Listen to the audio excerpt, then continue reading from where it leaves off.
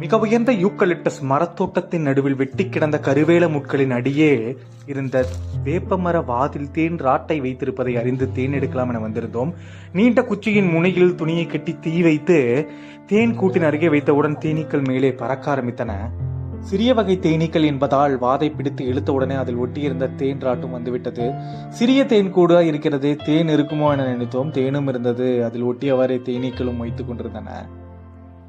தேன் சொட்ட ஆரம்பித்தது. சரி, வீட்டை நோக்கி நடக்க ஆரம்பித்தோம். வழியில் பாவை கொடியை பார்த்தோம்.